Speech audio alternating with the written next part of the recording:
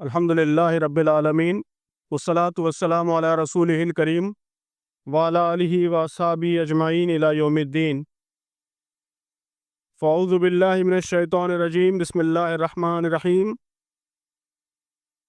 هو الذی بعث فی الامیین رسولا منہم یتلو علیہم آیاتہ ویزکیہم ویعلمہم الکتاب والحکمہ وَإِن كَانُوا مِن قَبْلُ لَفِي ضَلَالٍ مُبِينٍ۔ صدق اللہ العظیم۔ اسٹیج پر تشریف فرما مہمانان گرامی اور ذمہ داران اور محترم اساتذہ اکرام، بھائیوں اور بہنوں، الحمدللہ صبح سے بہت تفصیل سے اساتذہ کی ذمہ داریاں، ایجوکیشنل سسٹم، اس کو درپیش چیلنجز، ہمارے ملک کی ایجوکیشنل پالیسیز، ایجوکیشنل ٹرینڈز، ان سب پر بہت تفصیل سے باتیں ہمارے سامنے آئی ہیں، اور جس جوش و خروش کے ساتھ آپ سب نے ان سارے ڈسکشنز میں حصہ لیا، اس کو سماعت فرمایا، وقفوں میں بھی کئی لوگوں نے مجھ سے ملاقاتیں کی، ان سب کو دیکھ کر بہت خوشی، بہت اطمینان کا احساس ہو رہا ہے۔ صبح بھی میں نے یہ بات عرض کی تھی کہ ٹیچرز، اساتذہ، یہ کسی بھی قوم کا بہت ہی اہم ترین حصہ، بہت ہی اہم ترین جز ہوتے ہیں، اور ان پر بڑی گراں ذمہ داری افراد سازی کی، سماج سازی کی، تمدن سازی کی ذمہ داری ان پر عائد ہوتی ہے۔ تو اگر اساتذہ کا طبقہ بیدار ہو جائے تو تبدیلی خود بخود شروع ہو جاتی ہے، پھر اور کسی چیز کی ضرورت باقی نہیں رہتی۔ تو یہاں آپ حضرات نے جس دلچسپی اور انہماک کے ساتھ ساری کارروائیوں میں حصہ لیا ہے، تو وہ ایک بہت ہی بیدار اویکن ٹیچر کمیونٹی کو ریپرزینٹ کرنے والی، اس کی نمائندگی کرنے والی کیفیت ہے۔ میں اس پر اللہ تعالیٰ کا شکر ادا کرتا ہوں، دعا کرتا ہوں کہ اللہ تعالیٰ ساری اچھی کیفیات میں مزید برکت عطا فرمائے، انہیں اور ترقی عطا فرمائے، اور ہم سب کو اپنی ذمہ داریاں بحسن و خوبی ادا کرنے کی توفیق عطا فرمائے۔ محترم دوستو، استاد کا، معلم کا، ٹیچر کا منصب کتنا اہم منصب ہے، یہ بہت اہم بات ہے کہ اس کو ثابت کرنے کے لیے یہ کافی ہے کہ اللہ تبارک و تعالیٰ نے انبیاء کا مشن، انبیاء کا مقصد، انبیاء کا کام، اس کو معلمی کے کام سے تعبیر کیا ہے۔ نبی کریم صلی اللہ علیہ وسلم نے اپنے بارے میں فرمایا کہ انما بعثت معلما، کہ بے شک مجھے ٹیچر بنا کر، معلم بنا کر، تعلیم دینے والا بنا کر بھیجا ہے۔ آپ صلی اللہ علیہ وسلم نے فرمایا کہ اس دنیا میں صرف دو لوگوں سے رشک جائز ہے، دو لوگوں سے رشک، بلکہ عربی لفظ حسد ہے جو اردو میں رشک کے معنوں میں ہے۔ لا حسد الا فی اثنتین، کہ دو لوگوں کے سوا کسی کے سلسلے میں حسد جائز نہیں ہے۔ دو لوگ کون ہیں؟ آپ نے فرمایا کہ ایک وہ شخص رجل آتاہ اللہ مالا فسلط علی ہلکتہ فی الحق، کہ ایک وہ شخص جس کو اللہ نے مال عطا کیا اور وہ حق کے کاموں میں، نیک کاموں میں، اچھے کاموں میں اپنے مال کو صرف کرتا ہے، اور دوسرے وَرَجُلٌ آتَاهُ اللَّهُ الْحِكْمَةَ فَهُوَ يَغْزِي بِهَا وَيُعَلِّمُهَا، اور دوسرا وہ شخص جسے اللہ تعالیٰ نے حکمت عطا کی، وزڈم عطا کی، اور وہ اس وزڈم کے مطابق فیصلے کرتا ہے اور اس وزڈم کی دوسروں کو تعلیم دیتا ہے۔ تو دوسروں کو تعلیم دینے والا شخص یہ قابل رشک ہے اللہ کے نبی صلی اللہ علیہ وسلم کے مطابق۔ صرف دو لوگوں پر رشک جائز ہے۔ یہ ایک ایسا پیشہ ہے کہ جس کی پیشہ ورانہ مصروفیت بھی صدقہ جاریہ بن سکتی ہے۔ صدقہ جاریہ، کہ آپ صلی اللہ علیہ وسلم نے فرمایا کہ اِنَّا مِمَّا يَلْحَقُ الْمُؤْمِنَ مِنْ عَمَلِهِ وَحَسَنَاتِهِ بَعْدَ مَوْتِهِ، کہ عام طور پر مومن کے جو اعمال ہیں وہ موت کے ساتھ بند ہو جاتے ہیں، وہ پھر اس کی نیکیاں بڑھ نہیں سکتی، موت کے ساتھ نیکیاں بڑھنے کا سلسلہ ختم ہو جاتا ہے۔ لیکن بعض ایکسیپشنز ہیں کہ اس میں مرنے کے بعد بھی نیکیاں جاری رہتی ہیں۔ تو وہ آپ نے بتائی، اس میں ایک اہم بات یہ بتائی کہ علماً علمہ و نشرہ، کہ ایسا علم جس کے ذریعے دوسروں کو تعلیم دی گئی، جس کی اشاعت کی گئی، تو وہ علم صدقہ جاریہ بنتا ہے، مرنے کے بعد بھی نیکیوں میں اضافہ کرتا رہتا ہے۔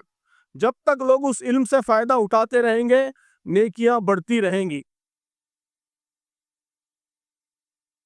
آپ صلی اللہ علیہ وسلم نے فرمایا من دل علی خیر فلہ مثل اجر فاعل، کہ اگر کسی نے خیر کا کوئی کام شروع کیا، سکھایا، اس کے لیے راہ ہموار کی، تو فاعل کی طرح، جس نے خیر کا کام کیا اس کی طرح اس کو بھی ثواب ملتا رہے۔ تو یہ ساری باتیں یہ ظاہر کرتی ہیں کہ استاذ کا پیشہ شاید واحد پیشہ ہے، پروفیشن ہے، جو صدقہ جاریہ کا ذریعہ بن سکتا ہے، مرنے کے بعد بھی ہمارے اعمال میں، ہماری نیکیوں میں اضافے کا ذریعہ بن سکتا ہے۔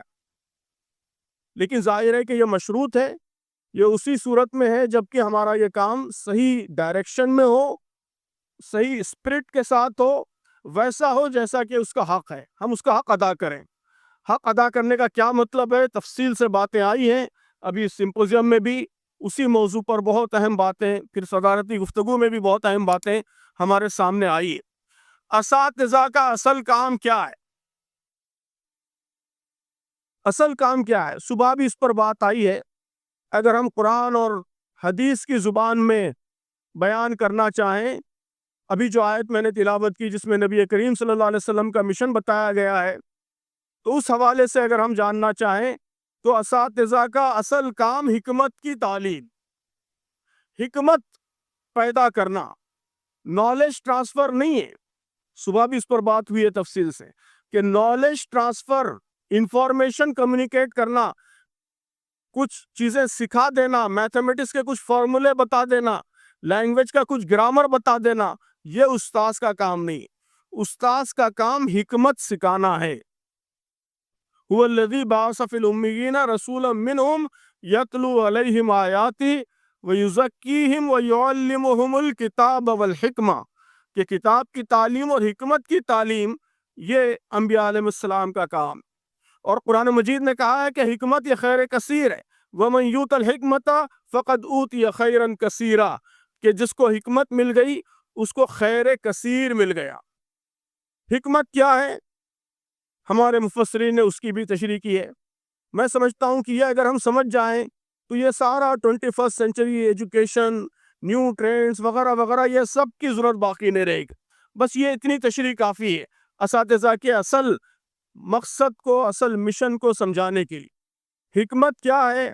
ہمارے مفسرین نے لکھا ہے کہ حکمت یہ صحیح فیصلے تک پہنچنے کی صلاحیت کا نام۔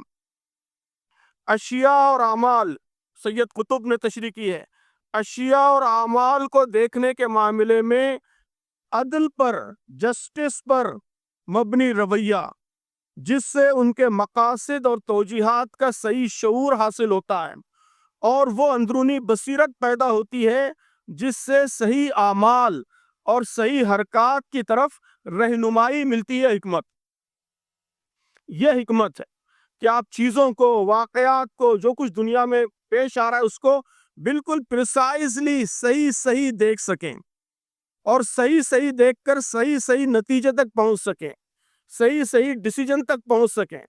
آپ کا جو ڈیسیجن ہے وہ لاجیکل ہو، ریشنل ہو، سائنٹیفک ہو، ایسے معقول فیصلے تک پہنچنے کی صلاحیت، اور قرآن و سنت کی روشنی میں ظاہر ہے۔ تو یہ حکمت ہے۔ ابن قیم کہتے ہیں کہ ان کاموں کا صحیح شعور جنہیں انجام دیا جانا چاہیے، ان کاموں کے صحیح طریقے کا شعور اور ان کے صحیح وقت کا شعور، یہ حکمت۔ کیا مطلب ہے اس کا؟ کہ آپ میتھمیٹکس پڑھا رہے ہیں تو میتھمیٹکس کی حکمت یہ ہے کہ آپ کے کلاس روم سے نکل کر طالب علم زندگی کے ہر معاملے میں آپ کے پڑھائے ہوئے میتھمیٹکس کو اپلائی کر سکے، وہ آپ کے پڑھائے ہوئے اسٹیٹسٹکس کے فارمولے کے مطابق اپنی زندگی کے پروجیکشنز کر سکے، اپنے نمبرز کے پروجیکشن کر سکے۔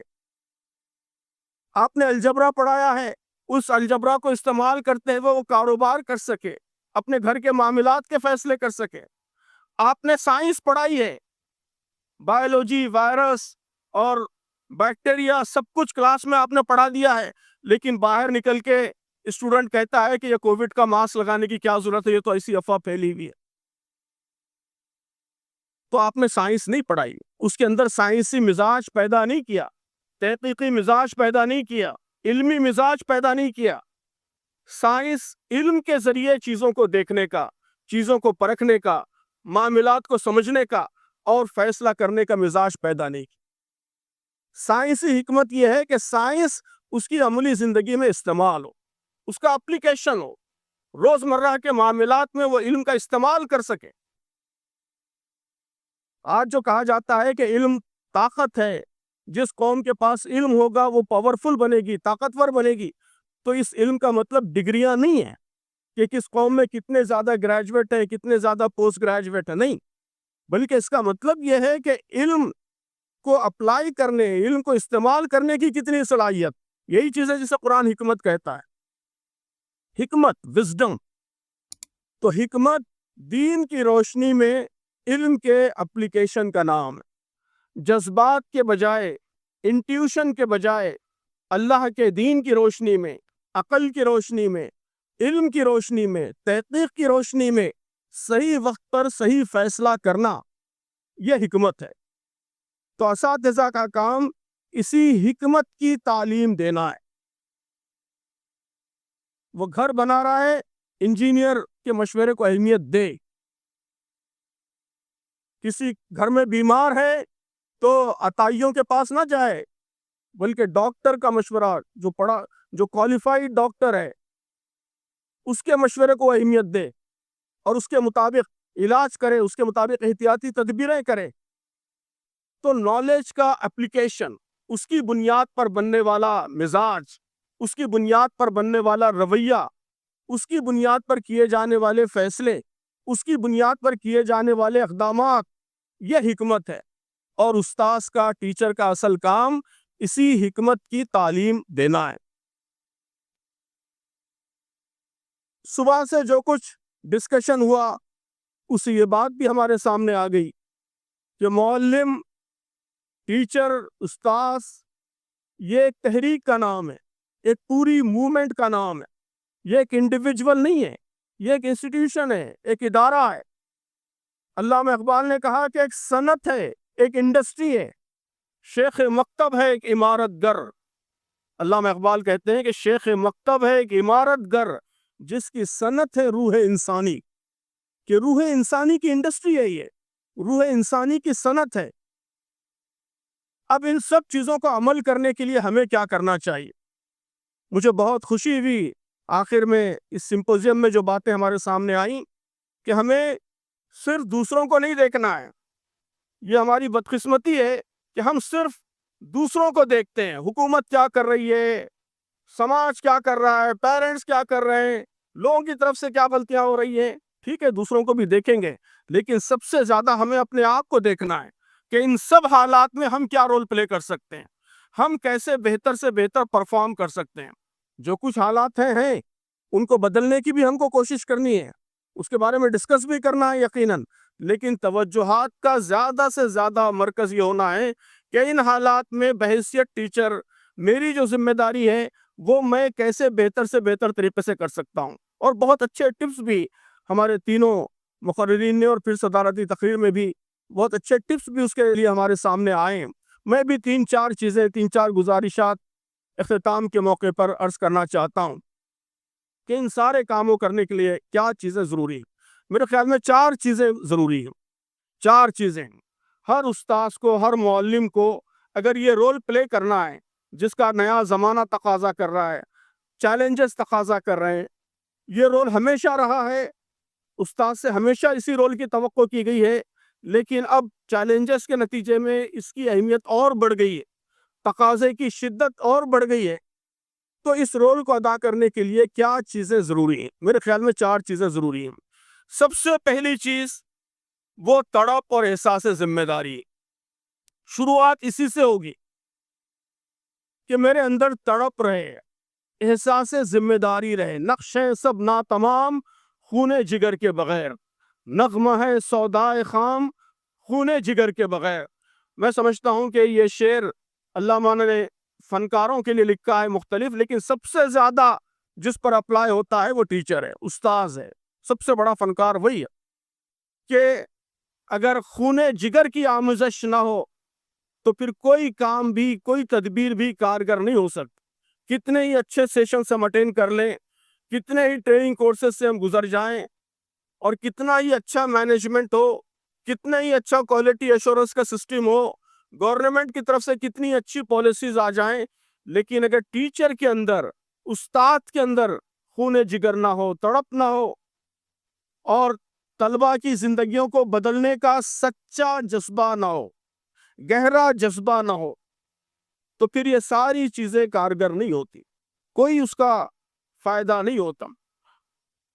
اس سے پہلے اساتذہ کے ایک پروگرام میں نے یہ بات کہی تھی کہ آپ ایک ایسے سپاہی کا تصور کیجئے، سولجر کا، جو ملک کی سرحد پر ایک ایسے موقع پر پہرا دے رہا ہے جب دشمن ملک پر حملہ کرنا چاہتا ہے، جنگ جاری ہے، کسی بھی وقت دشمن حملہ کر سکتا ہے، اور وہ سرحد پر پہرا دے رہا ہے، سرحد پر متعین کیا گیا ہے۔ آپ اس کے دل کی کیفیت کا اندازہ لگائیے، کیا کیفیت ہوگی اس؟ کیا وہ ایک منٹ کے لیے بھی سکون سے بیٹھے گا؟ کیا ایک سیکنڈ کے لیے وہ غافل ہوگا؟ وہ محسوس کرتا ہے کہ یہ پورے ملک کا بوجھ میرے کاندھوں پر ہے، میری پلک جھپکی، میں غافل ہوا، اور میرا پورا ملک چلا گیا، میرے سارے لوگ چلے گئے، میری پوری قوم چلی گئی۔ اس کے دل میں اس وقت احساس ذمہ داری کی، جواب دہی کی، لگن کی، یکسوئی کی، توجہ کی جو کیفیت ہوتی ہے، ٹھیک وہی کیفیت ہر استاذ کی ہر زمانے میں ہونی چاہیے۔ اس سے زیادہ سنجیدہ حساس رول استاذ کا ہے۔ سپاہی تو صرف ہمارے جسموں کی حفاظت پر مامور ہے، استاذ ہماری روحوں کی حفاظت پر مامور ہے۔ وہ ہمارے نظریات کی سرحد کی حفاظت کر رہا ہے، وہ ہمارے اخلاق کی، ہمارے کردار کی سرحد کی حفاظت کر رہا ہے۔ سپاہی کی غفلت صرف اس جنریشن کو نقصان پہنچائے گی، استاذ کی غفلت ہمارے آنے والی نسلوں کو تباہ کرے گی، ہمارے مستقبل کو تباہ کرے گی۔ وہ ہمارے مستقبل کا پہرے دار ہے، اسے ہماری مستقبل کی سرحد پر متعین کیا گیا ہے، تو اس کے اندر جواب دہی کا احساس، تڑپ اور سنجیدگی، ذمہ داری اس سپاہی سے کہیں زیادہ، اس سولجر سے کہیں زیادہ ہونی چاہیے۔ میں سمجھتا ہوں کہ اصل بحران یہی ہے، اور یہاں جو اساتذہ جمع ہیں، تحریک اسلامی سے وابستہ اساتذہ، ان کی ذمہ داری یہ ہے میرے خیال میں کہ وہ اس احساس جواب دہی کو سارے اساتذہ میں عام کرنے کی کوشش کریں، سب کو جواب دہ بنائیں، سب کے اندر یہی تڑپ، یہی یکسوئی پیدا کریں۔ یہ آپ کی اصل ذمہ داری۔ آپ تو یقیناً ہیں، مجھے یقین ہے کہ یہاں جتنے لوگ موجود ہیں وہ ایسا ہی مخلص جذبہ رکھتے ہیں، ان کے اندر تڑپ کی اور یکسوئی کی اور لگن کی کوئی کمی نہیں ہے، ہم سب کو اس کا یقین ہے، لیکن اس لگن کو عام ہو جانا چاہیے، ہمارے سارے اساتذہ کے اندر یہی لگن پیدا ہونی چاہیے۔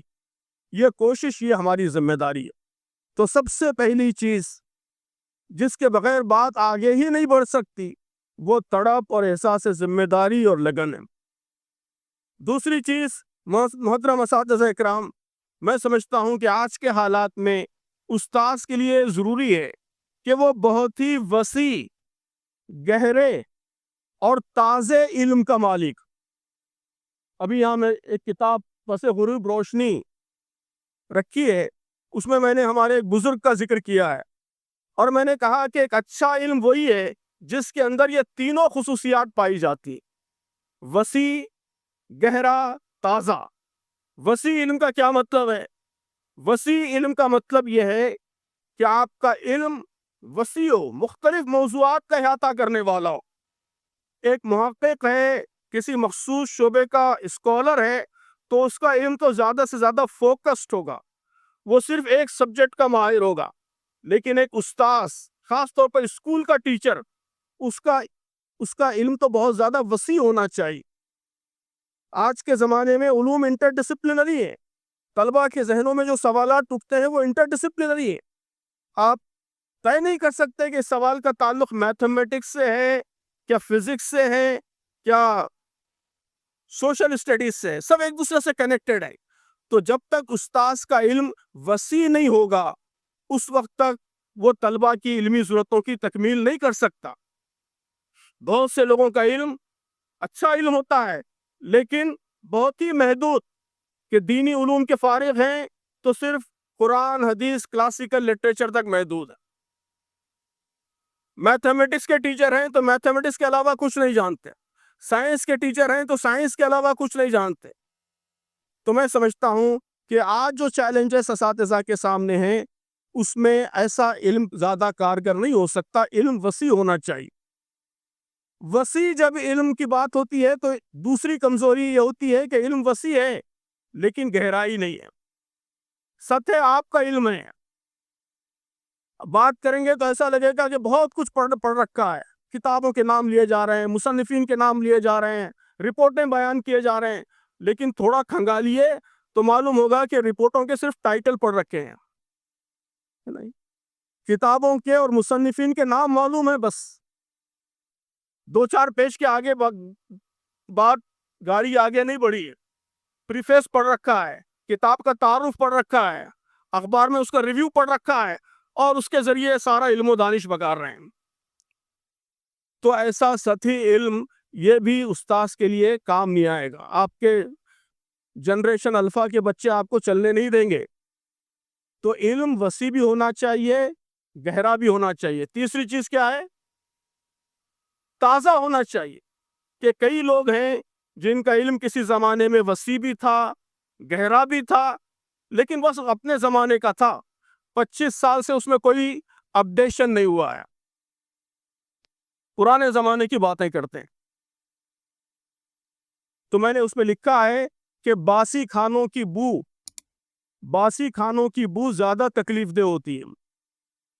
تو اسی طرح اگر کوئی بڑا دانشور، بڑا قائد، اس کا علم باسی ہو جائے تو وہ باسی علم پورے سماج کے پیروں کی بیڑی بن جاتا ہے، پورے سماج کو مفلوج کر دیتا ہے. یہی معاملہ اساتذہ کا بھی ہے.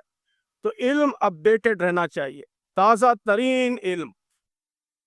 میتھمیٹکس جو آپ نے بی ایس سی میں پڑھ لیا ہے وہ نہیں، آج کیا ریسرچ ہو رہی ہے وہ معلوم ہو. سائنس جو کچھ آپ کو ٹیچر ٹریننگ میں پڑھایا گیا وہ نہیں، بلکہ آج کیا تبدیلیاں ہوئی ہیں، آج لیٹسٹ کیا ریسرچ ہے، کل کیا تحقیق ہوئی ہے. یہ اپڈیٹڈ علم یہ بھی ضروری ہے. وسیع علم، تازہ علم، گہرا علم، یہ میری دوسری گزارش ہے. تیسری گزارش، یہاں تفصیل سے باتیں آئیں کہ اب استاذ کا نیا رول ہے. 5 اسکلز کی بات میں نے بھی کہی، کریٹیوٹی اور critical thinking, communication, collaboration, character. تو اس کا تقاضا یہ ہے کہ خود استاذ ان چیزوں کا مجسم بنے. ہم خود اگر کریٹیو نہیں ہیں تو بچوں کے اندر کریٹیوٹی کیسے پیدا کر سکتے ہیں؟ ہمارے اندر خود کمیونیکیشن اسکلز نہیں ہیں تو ہم بچوں کی کمیونیکیشن اسکلز کیسے ڈیولپ کر سکتے ہیں؟ تو یہ ضروری ہے کہ ان نئی چیزوں کا نمونہ، ان نئے چیزوں کا ماڈل ہم خود بنے. اب یہ سب باتیں ہم کرتے ہیں، میں بھی ٹیچرز ٹریننگ کورسز وغیرہ لیتا ہوں تو ہمارے اساتذہ سوال کرتے ہیں کہ اتنا سب کام کرنے کے لیے وقت کہاں سے لائیں، ٹائم کہاں ہے ہمارے پاس. دن میں 5-7 گھنٹے تو اسکول میں چلے جاتے ہیں. اب اس کے بعد علم وسیع بھی ہونا چاہیے، گہرا بھی ہونا چاہیے، نئی چیزیں پڑھنی چاہیے، اپڈیٹ کرنا چاہیے. اس کے لیے وقت کہاں سے لائیں؟ تو میں ان کو کئی مشورے دیتا ہوں، ان سب مشوروں کا یہاں موقع نہیں ہے، لیکن ایک سمپل مشورہ یہ کہ ٹیکنالوجی کو اپنا غلام بنائیے. دیکھیے ٹیکنالوجی ہمارے ذہن میں یہ ایک الہ دین کا جن ہے جو ہمارے ہاتھ میں آیا، الہ دین کا جن. یہ ایک اور انسان کو ہمارے لیے اویلیبل کر دیتا ہے. جتنے ہم ہیں اتنے ہی پوٹینشلز کی مالک ایک اور ہستی ہمارے قبضے میں آ جاتی ہے. تو ہمارے اساتذہ کو ٹیکنالوجی کے خوبصورت استعمال کا فن آنا چاہیے. یہ ٹیچرز ٹریننگ میں بھی بہت زیادہ مسنگ ایلیمنٹ ہے. کئی جگہ میں نے یہ بات کہی ہے کہ ٹیکنالوجی کے ایفیکٹو اور ایفیشینٹ استعمال کی جو ٹریننگ ہمارے اساتذہ کو ملنی چاہیے وہ نہیں مل رہی ہے. ہم سمجھتے ہیں کہ ٹیکنالوجی صرف سوشل میڈیا کا نام ہے یا پروجیکٹر پر کچھ چیزیں دکھا دینے کا نام ہے. نہیں، ٹیکنالوجی آج بہت بہت ساری چیزیں ہمارے لیے پرووائڈ کر رہی ہے. اگر ٹیکنالوجی پر پروفیشنسی ہوگی تو ہم آسانی سے کتابیں تیزی سے پڑھیں گے. جتنے وقت میں ہم ایک کتاب پڑھتے ہیں اتنے وقت میں 3 کتابیں پڑھیں گے. کتابوں کو پڑھنا آسان ہوگا، اس کو یاد رکھنا آسان ہوگا. سیکنڈ برین ٹیکنالوجیز ایک پورا سیٹ آف ٹیکنالوجیز ہے، اس کا نام ہی رکھا گیا ہے سیکنڈ برین، کہ ایک اور برین آپ کو مل گیا ہے. تو وہ چیزوں کو یاد رکھنے میں مدد دیتی ہے، جب ضرورت ہو اس وقت پڑھی ہوئی چیزوں کو ریکال کرنے میں مدد دیتی ہے کہ امیجیٹ آپ نے پڑھ رکھا ہے کافی، لیکن کلاس روم میں امیجیٹ اس کو کیسے ریکال کریں. ٹیکنالوجی اس میں مدد دینے والی ٹیکنالوجیز اویلیبل ہیں. ای بک ریڈنگ میں مدد دینے والی ٹیکنالوجیز اویلیبل ہیں. تو ٹیکنالوجی میں اگر ہم اچھی طرح پروفیشنٹ ہو جائیں، ٹیکنالوجی کو اپنا غلام بنا لیں، سارے کرشمے اسی کے ہیں، تو ہم کم وقت میں بھی بہت کچھ کر سکتے ہیں، بہت کچھ سیکھ سکتے ہیں. تو میں ہمیشہ اپنے ٹیچروں کو یہی درخواست کرتا ہوں کہ وہ یہ ساری چیزیں سیکھیں تاکہ آپ کی ایفیشنسی بڑھے، آپ کی لرننگ بڑھے، آپ کا نالج بڑھے. آخری چیز محترم دوستو وہ کردار ہے. کردار، تقوی، اللہ تبارک و تعالیٰ سے تعلق، یہ مومن کی سب سے بڑی طاقت ہے. ہر کام میں سب سے زیادہ مدد اسی سے ملتی ہے. اللہ تعالیٰ کی مدد و نصرت اسی کے نتیجے میں حاصل ہوتی ہے. تقوی یہ ہمارا علم بڑھانے میں بھی مدد دیتا ہے، اور ہمارے علم سے دوسرے لوگ فائدہ اٹھائیں، دوسرے لوگ اس سے سیکھیں، اس میں بھی ہمارا تقوی مددگار بنتا ہے. قرآن مجید میں کہا گیا کہ وَاتَّقُوا اللَّهَ وَيُعَلِّمُكُمُ اللَّهُ وَاللَّهُ بِكُلِّ شَيْءٍ عَلِيمٌ، کہ اللہ کا تقوی اختیار کرو، اللہ تعالیٰ تمہیں تعلیم دے گا. وَيُعَلِّمُكُمُ اللَّهُ، اللہ تعالیٰ تمہیں سکھا دے گا. تو تقوی یہ ہمارے سیکھنے کی رفتار بڑھا دیتا ہے، علم کی رفتار بڑھا دیتا ہے. اللہ تعالیٰ ہر چیز کا جاننے والا ہے. جن کے کردار سے آتی ہو صداقت کی مہک، ان کی تدریس سے پتھر بھی پگھل سکتے ہیں.